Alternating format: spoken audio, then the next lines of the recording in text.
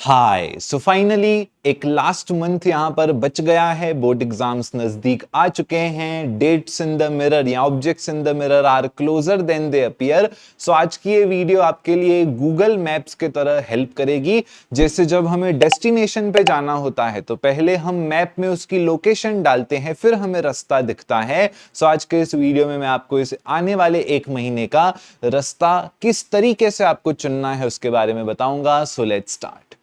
तो कुछ सवाल आपको अपने आप से पूछने हैं। जैसे पहला सवाल है, हु नीड्स अटेंशन। घर पे हमारे हर प्रकार के सदस्य होते हैं। कभी एक न्यूबॉर्न बेबी होता है, कभी कोई एक अच्छा खासे लेवल तक का चाइल्ड होता है, कभी कोई एडल्ट होता है। तो उसी प्रकार से आपके सब्जेक्ट्स हैं, physics, chemistry, maths and biology या फिर पीसीएम। आपको पहले तो पूछना है कि किसको ज्यादा अटेंशन की जरूरत है। फॉर एग्जाम्पल हो सकता है कोई स्टूडेंट का फिजिक्स बहुत ज्यादा स्ट्रांग हो, बहुत ज्यादा। ओके, तो जो सब्जेक्ट आपका स्ट्रांग है, लड़कियों के केस में उनका बायोलॉजी अच्छा होता है, कुछ लोगों का मैथ्स अच्छा होता है। तो आपको पहले तो ये देखना है ऐसा कौन सा सब्जेक्ट है जो शिशु लेवल पे है यानी चाइल्ड लेवल पे है, यानी जिसको अटेंशन चाहिए। तो पहले पहले तो आप उसी सब्जेक्ट को ये वीडियो देखने के बाद अपने हाथ में लेंगे। सो पहले तो गेस करो, आइडेंटिफाई करो which is the subject which needs most of the attention. Problem क्या होता है, स्टूडेंट्स को जो सब्जेक्ट पढ़ने में मजा आता है, काफी स्टूडेंट्स में मेरे ही देखता हूं, सर आपने फिजिक्स ऐसी करा दी, अब फिजिक्स के अलावा किसी दूसरे सब्जेक्ट में मन नहीं लगता। तो फिर ये प्रॉब्लम है बिकॉज तीनों सब्जेक्ट्स आपके एवरेज में एड ऑन होते हैं जो आपका बोर्ड एग्जाम्स का परसेंटेज निकलता है। सो पहले आइडेंटिफाई करो who needs the most attention. और जो सब्जेक्ट आपका ऑलरेडी प्रॉपर है, आपका सबसे बेस्ट है, तीनों में से जो सबसे ज्यादा बेस्ट है, मैं बता दूं उसको आपने कम टाइम भी दिया चल जाएगा, बिकॉज आपके न्यूरॉन्स में वो मेमोरी सेव हो चुकी है। सो न्यूरॉन्स आपको एग्जाम के समय खुद ही मदद करेंगे। Trust your neurons. चलिए, उसके बाद मैं आपको बता दूं, जब आप सब्जेक्ट को सिलेक्ट करोगे, फॉर एग्जांपल मैं रेफरेंस कंसीडर करता हूं, कोई स्टूडेंट का फिजिक्स वीक है एंड उसने फिजिक्स को एक रेफरेंस बना दिया, तो फिर यहां पर स्टेप आ जाता है क्रिएट बाउंड्रीज। कुछ लोगों को मैं ऐसे देखता हूं, फॉर एग्जांपल मैं उनसे कुछ वैल्यू पूछ लूं कि चलो कैपिटल जी का वैल्यू बताओ, बोल्ट्जमैन कांस्टेंट का वैल्यू बताओ, है ना। या कुछ लोग ऐसे भी होते हैं, मैं ग्रेविटी का वैल्यू पूछूं, जी का, तो भी सोच सोच के बताते हैं। जी का होता तो 9.8 था, ठीक है। तो अभी ऐसा स्टूडेंट, उससे जब मैं पूछूंगे तेरे ऊपर प्रेशर क्या है, वो भी जवाब देता है सर फिजिक्स के 16 चैप्टर करने हैं। तो मैं आपको बता दूं, क्रिएट द बाउंड्रीज। पहले ही डिसाइड करो कि आप कितने चैप्टर्स अच्छे से कर पाओगे, कितने चैप्टर्स अपने अंदर में डाइजेस्ट कर पाओगे। For example 12 chapters out of 16 is a good number for scoring even 85 plus। अगर आपको 85 के ऊपर लानी है और आप 12 चैप्टर्स करते हो तो भी आप 85 के ऊपर ला सकते हो आउट ऑफ 100। ओके, एक प्रैक्टिकल बात बोल रहा हूं, ऐसा थंबनेल में लिखने के लिए नहीं बोल रहा हूं कि चलो 99 प्लस लाएंगे, नहीं, एक प्रैक्टिकल बात। तो उसी प्रकार से आप अपने हिसाब से सिलेक्ट करो कि आपको कितने करने हैं। आपको 9 चैप्टर करने हैं, आपको 8 चैप्टर करने हैं, आपको 10 चैप्टर करने हैं, 12 करने हैं, 14 करने हैं, कितने करने हैं आपको। पहले आप वो बाउंड्री सिलेक्ट करो प्रैक्टिकल बेसिस पे।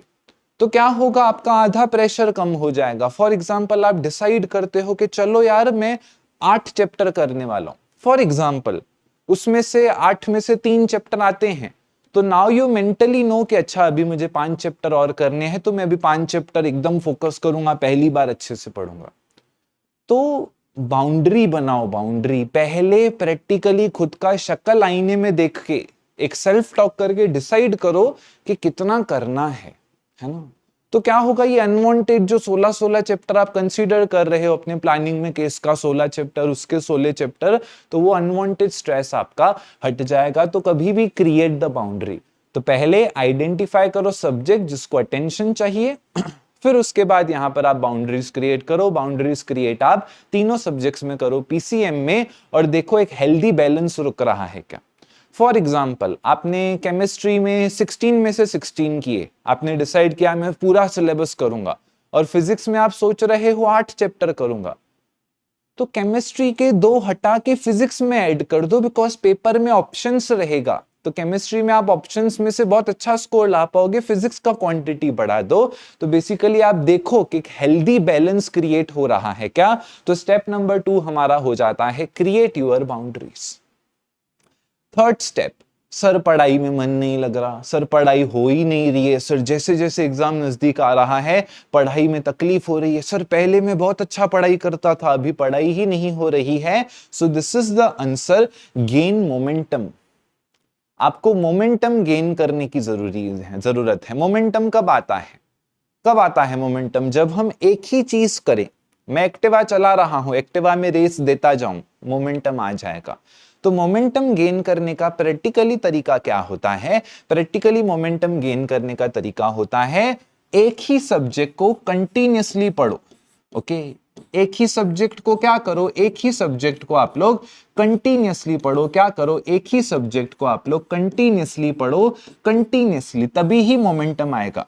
ओके, अदरवाइज मोमेंटम नहीं आएगा। न्यूरो साइंस में एक कॉन्सेप्ट होता है जिस कॉन्सेप्ट को कहा जाता है रेसिडुअल इफेक्ट। ओके, क्या कहा जाता है? कहा जाता है रेसिडुअल इफेक्ट। रेसिडुअल इफेक्ट क्या कहता है? आपका ब्रेन अगर एक चीज पे फोकस कर रहा है, आपका ब्रेन अगर एक चीज पे फोकस कर रहा है तो वो सडनली दूसरे चीज में फोकस शिफ्ट नहीं कर सकता है। थोड़ा उसको बीच में रेसिड्यू रह जाता है, थोड़ी मेमोरी पहले वाली चीज की रह जाती है। तो हाँ, आप लोग क्या करते हो, चलो भाई इतने बजे इसका लेक्चर पूरा, चलो ठच अभी यहाँ पे जाएंगे, ये देखेंगे, ये हो गया, अभी पर ये करेंगे। तो बेसिकली उसमें मोमेंटम नहीं आता है। ओके, तो अभी मोमेंटम चाहिए। फिजिक्स पकड़ो, 3 दिन पूरा फिजिक्स ही करना है। तो क्या होगा? पहले गाड़ी फर्स्ट गियर में चलेगी, फिर सेकंड गियर में जाएगी। अभी आपने आधा दिन फिजिक्स पढ़ा है तो एक ब्रेन का ऐसे एक लेवल सेट हो जाएगा, गाड़ी तीसरे गियर में जाएगी एंड थर्ड गियर में ही आपके 2-3 दिन निकल जाएंगे और हेल्दी स्टडी हो जाएगी। सो रेसिडुअल इफेक्ट की वजह से क्या होता है, जब आप एक सब्जेक्ट से दूसरे सब्जेक्ट में शिफ्ट कर देते हो तो जो पहले सब्जेक्ट का एंडिंग था और दूसरे सब्जेक्ट का जो स्टार्टिंग था वो आप जल्दी भूल जाओगे। अभी ये एक बात है बट अभी इसको ज्यादा गहराई में मत जाना। आई होप आप समझे मैं क्या कह रहा हूं। सब्जेक्ट्स को शिफ्ट कम करो, कम कि चलो 2 घंटा फिजिक्स, 1 घंटा केमिस्ट्री, 1 घंटा मैथ्स, नहीं, मैथ्स हो जाएगा, कुछ भी याद नहीं रहने वाला है। 4 दिन बाद पूछूंगा सब भूल जाओगे। सो गेन मोमेंटम, मोमेंटम गेन करो, प्रोसेस बता दिया। एक सब्जेक्ट को कंटिन्यूअसली 2 दिन पढ़ो, 3 दिन पढ़ो, जितना आपके हिसाब से आपको हेल्दी लगे। एक स्टेट होती है जिस स्टेट को कहा जाता है स्टेट ऑफ फ्लो। ओके, तो वो स्टेट ऑफ फ्लो आपकी एक बार अचीव हो गई ना, time will just become a number. मैं आपको बता दूं, मैं मेरे बोर्ड एग्जाम्स में 15-15, 16-16 घंटे नॉन स्टॉप पढ़ता था, नॉन स्टॉप। ओके, क्लॉक हटा दिया था क्योंकि मेरे रूम का जो क्लॉक था ना वो आवाज करता था, टिक टिक टिक। तो मुझे एक एक मतलब मिनट पता चलता था, 1 मिनट हुआ तो मैंने क्लॉक ही उतार दिया था। क्यों? बिकॉज मेरे रूम में से ऐसे कुछ वेंटिलेशन भी नहीं थी तो मुझे पता ही नहीं चलता था सुबह है, दोपहर है, शाम है, रात है। तो एक मतलब फील बन गया था कि मेरे को टाइम पता ही नहीं चलेगा, है ना। तो फिर मैंने ऑब्वियसली क्लॉक हटा दिया था। नो डाउट आज के टाइम में मोबाइल है, आपको टाइम पता चलेगा, बट मेरे कहने का पर्पस है एक बार आप इस स्टेट ऑफ फ्लो में आ गए, आपका मोमेंटम डेवलप हो गया और आप स्टेट ऑफ फ्लो में आ गए, आपको जो सब्जेक्ट से सबसे ज्यादा नफरत है वो भी खुद ब खुद पसंद आने लगेगी। मार्क माय वर्ड्स, ये स्टेट पे एक बार पहुंच गए, सारी चीजें खुद ब खुद होती जाएंगी। Okay, so gain momentum is the step number 3।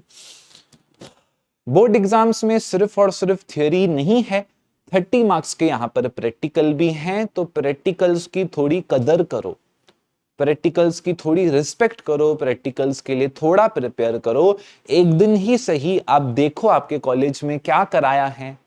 Viva question search करो यूट्यूब पे, viva questions for physics practicals, RG lectures, वो देखो, थ्योरी देखो क्या है। आप एक दिन 2 प्रैक्टिकल्स के ऊपर 30 मार्क्स हैं। हम लोग क्या करते हैं, हम लोग ये 70 मार्क्स के ऊपर साल भर पढ़ते हैं, ये 30 मार्क्स के लिए ऐसे ही चले जाते हैं। 1.5 दिन, 1 दिन पढ़ा, आधा दिन देख लिया, 3-4 घंटे पहले देख लिया। यार ये 30 मार्क्स कितनी होती हैं, इसके 50% के क्लोज होती हैं ऑलमोस्ट। ओके, तो ये भी रिस्पेक्ट डिजर्व करती हैं। तो प्रैक्टिकल्स आपके गेम चेंजर हैं। फॉर एग्जाम्पल, कोई स्टूडेंट का 40 मार्क्स आया थ्योरी में और प्रैक्टिकल्स में कॉलेज वाले इजीली हेल्प आपको करते भी हैं, 30 वहां मिला, 70 हो गया फिजिक्स में, 70 आउट ऑफ 100 ओके, मतलब 40 मार्क्स थियरी में कंसिडर किया तो भी, है ना। तो ये आपका गेम चेंजर है, इसकी कदर करो तो ये आपकी कदर करेगा। चलो, सो प्रैक्टिकल्स की मेरी काफी सारे प्रैक्टिकल्स मेरे कवर्ड हैं, काफी सारे प्रैक्टिकल्स। एंड ये प्रैक्टिकल्स आपको बता दूं, जब कोविड से खुले थे कॉलेजेस, जब कोरोना गया था एंड कॉलेजेस खुले थे, ये प्रैक्टिकल्स पूरे महाराष्ट्र के काफी काफी टॉप स्कूल्स में एंड टॉप कॉलेजेस में, बेसिकली कई जगहों पे स्कूल सेक्शन में भी ये सब आ जाते हैं, तो वहां पर प्रोजेक्टर पे दिखाए गए थे। ओके, एंड मुझे ऐसे इंस्टाग्राम पे टैग कर देते थे बच्चे कि आज ये प्रोजेक्टर पे एवी रूम में ये दिखाया है। ओके, सो ये मतलब आप समझ सकते हो कॉलेज वाले भी एक्सेप्ट कर चुके हैं इन प्लेलिस्ट को है ना। चलिए, और इनमें आप कमेंट्स में देखोगे टीचर्स लोगों ने भी डाउट पूछे हैं, आपको दिखेंगे कमेंट्स अगर आप रीड करने जाओगे तो। यस, आपके आधे प्रैक्टिकल्स तो यहाँ पर मैंने कवर किए हैं, एंड देन उसके बाद मैं किसी अलग प्रोजेक्ट पे लग गया था तो फिर मैं इनको पूरा नहीं कर पाया। बट यस, ये 8 नहीं, इससे ज्यादा कवर्ड है एक्चुअली, तो आप प्रैक्टिकल्स भी हमारे थ्रू फॉलो कर सकते हो।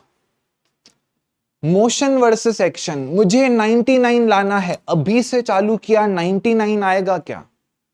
पहले 90 लाओ पहले 80 तक पहुंचो। देख सकते हो आप लोग क्या करते हो, सर अभी से चालू किया इतना आएगा क्या, आप लोग ये सोच रहे हो। ओके, बट ये उतना ही हार्ड है। सर आप एक काम करो, मुझे आज ही बता दो हाईएस्ट वेटेज चैप्टर कितना है, मैं उसको पढ़ के आज खत्म करूंगा।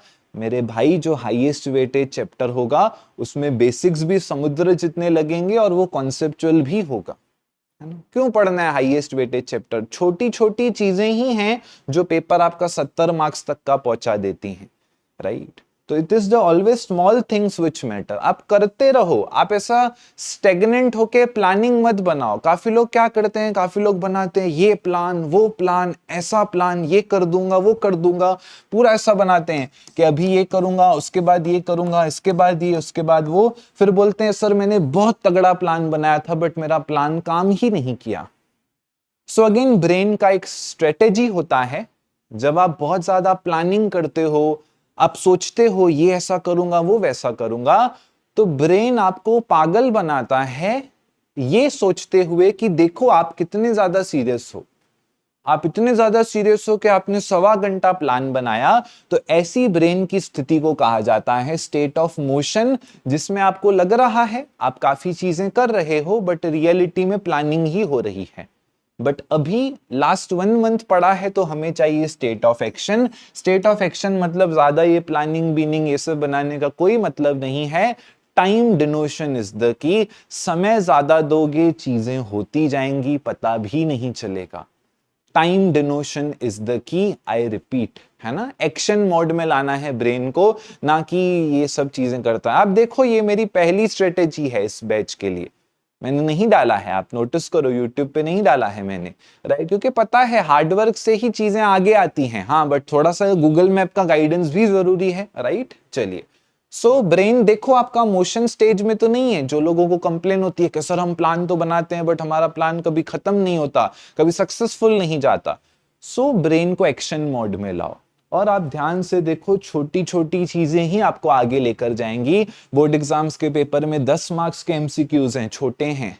8 मार्क के 1 मार्क क्वेश्चन हैं, छोटे हैं। 2 मार्क के 16 क्वेश्चन हैं, 16 मार्क्स के क्वेश्चन हैं, छोटे हैं।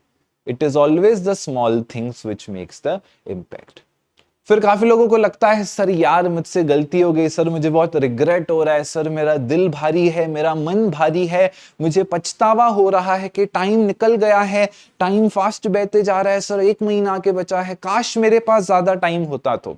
कल तो एक कमेंट भी आ गई, सर ये जो वायरस आया है इसके वजह से बोर्ड एग्जाम्स पोस्टपोन हो सकते हैं क्या?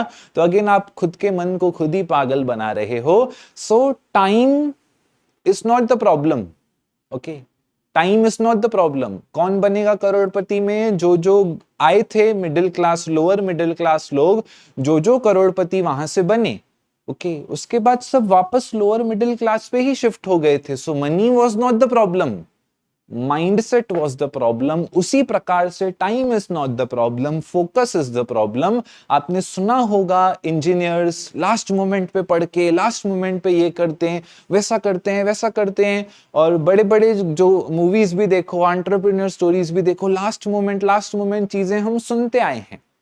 तो क्या है वो लास्ट मोमेंट स्टफ? वो लास्ट मोमेंट स्टफ बेसिकली यही है, इंसान को जो फोकस है वो फोकस का हम यूज नहीं कर रहे हैं, और अभी वो समय आ गया है उस फोकस का यूज करने का। फोकस बढ़ाओ, एक फोकस रखो, सिंगल स्टेज, एक विजन रखो, फोकस बढ़ेगा, टाइम खुद ही यूटिलाइज होगा। बचपन में हम ऐसे कविता लिखते थे, समय का सदुपयोग, बस वही करने की जरूरत है, बाकी आपको एक्स्ट्रा टाइम की नीड नहीं है। बिलीव मी, सारी चीजें आपकी इसी समय में हो सकती हैं। बात करें न्यूमेरिकल्स का, सर आप न्यूमेरिकल्स करा दो, सर आप एक काम करो, आप ये कर दो, आप वो कर दो। मैं आपको बता दूं, न्यूमेरिकल्स एक कला है, न्यूमेरिकल सॉल्व करना एक स्किल है। वो स्किल लास्ट मोमेंट पे नहीं आती है, आपने साल भर नहीं किए हैं, अभी छोड़ दो, आप थ्योरी करो। आप देखो आपका पावर क्या है, क्या डेफिनेशंस आपका पावर है, तो सारे फिजिक्स की डेफिनेशंस करो। क्या डेरिवेशंस आपकी पावर है, तो सारे फिजिक्स का डेरिवेशंस करो। डेफिनेशंस, डेरिवेशंस, न्यूमेरिकल्स, ये तीन हिस्से होते हैं फिजिक्स के पेपर के। कोई भी दो स्ट्रांग है, आप अच्छा स्कोर, क्या बहुत अच्छा स्कोर ला सकते हो। न्यूमेरिकल सॉल्विंग एक कला है, लास्ट मोमेंट पे आप रास्ते बदलो मत, जैसा साल भर किया है वही रास्ते पे आगे बढ़ो। और मैं बता दूं, काफी लोग कहते हैं सर हमारे न्यूमेरिकल्स वीक हैं, हमसे न्यूमेरिकल्स नहीं होते हैं, ऐसा वैसा। मैं आपको बता दूं, न्यूमेरिकल्स नहीं होते हैं मतलब क्या है, आपका सोर्स मैटर करता है। टेक्स्ट बुक के पीछे के numericals almost JEE level questions हैं जो बोर्ड एग्जाम्स में कभी नहीं आते हैं। Okay, so need not worry, need not, थोड़ा सा भी टेंशन मत लो। एंड फाइनली, एक सोर्स ऑफ पॉजिटिविटी जो आपके लिए कुछ भी हो सकता है, फिक्शनल हो सकता है तो भी चलेगा, गेम हो सकती है लिमिटेड टाइम जो आपको थोड़ा सा अच्छा फील कराए, गार्डन में बैठना हो सकता है बिना चप्पल के, जिम या योगा हो सकती है, अच्छे गाने सुनना हो सकता है दर्दीले गाने छोड़ के, या फिर थोड़ा सा डार्क चॉकलेट हो सकता है। थोड़ा सा कोई सोर्स ऑफ पॉजिटिविटी से कनेक्टेड रहो, नहीं तो बार बार आपको नेगेटिव चीजें फील होती रहेंगी। RG लेक्चर्स चैनल देखते रहो, पॉजिटिविटी खुद ही आते रहेगी। एंड सब्सक्राइब नहीं किया है तो करो, बिकॉज बोर्ड एग्जाम्स के पासिंग रेट जितने स्टूडेंट्स ही सब्सक्राइब किए हैं, which is not a good thing. Okay, so मेरे साथ कनेक्टेड रहो, चीजें खुद ही होती रहेंगी। एंड फाइनली मैं आपको बता दूं, डॉट्स विल कनेक्ट। आपको अभी लग रहा है सब तितर भितर है, जब हम पीछे मुड़ के देखते हैं, जब आगे चले जाते हैं, एग्जाम हो जाता है, परसेंटेज आ जाती है, जब हम पीछे मुड़ के देखते हैं फिर लगता है कि हाँ यार, मैंने जो मेहनत की थी उसका मुझे फल मिला। राइट, किसी भी चीज की आप स्टोरी सुनो, किसी भी स्टूडेंट का आप स्टोरी सुनो, कोई भी ऐसा कॉन्फिडेंट नहीं होता है, मुझे तो पता था, मेरा तो ये इतना परसेंटेज आने ही वाला है ना, मुझे तो पता था COEP में CS लगने ही वाला है, तो मैं तो ऐसे करता था। आपको कभी नहीं पता चलेगा, आपको हमेशा पता चलेगा वो एक पर्टिकुलर स्टेट ऑफ मैस में था इंसान, उसने जो उस मैस वाली सिचुएशन में बेस्ट हो सकता था वो किया, क्रैक हुआ, फिर वो इंटरव्यू देके बताता है कि मैं ऐसा फंसा हुआ था, मैंने लास्ट मोमेंट पे ऐसा किया, एंड चीजें हो गई, है ना। बाय द वे, मैं थोड़ा सा एक्सेप्शन हूं इसमें, बोर्ड एग्जाम्स की जब रिजल्ट आई थी 1 बजे, मैं ब्रश कर रहा था तभी बिकॉज ऑलरेडी घर वालों को मैंने बता दिया था कि 92 या 93 इन दोनों के बीच में ही परसेंटेज आएगा मेरा, आगे या पीछे आया तो एरर होगा, एंड वही हुआ, 92.6 आया था। तो थोड़े एक्सेप्शंस होते हैं है ना, तारीफ हो गया क्या मेरा, ठीक है, चलिए। But yes, at the end it all lies inside the mind. Okay, सब कुछ मेंटल गेम है, मेंटल टफनेस है। आपने हमेशा इन बड़े बड़े लोगों के इंटरव्यूज में सुना होगा, it all lies with in the mind. आप मन में क्या सोच रहे हो, माइंड गेम कैसी चला रहे हो, मेंटल स्ट्रेटेजी कैसी चला रहे हो, उसके बेसिस पे सारी चीजें टैकल हो सकती हैं।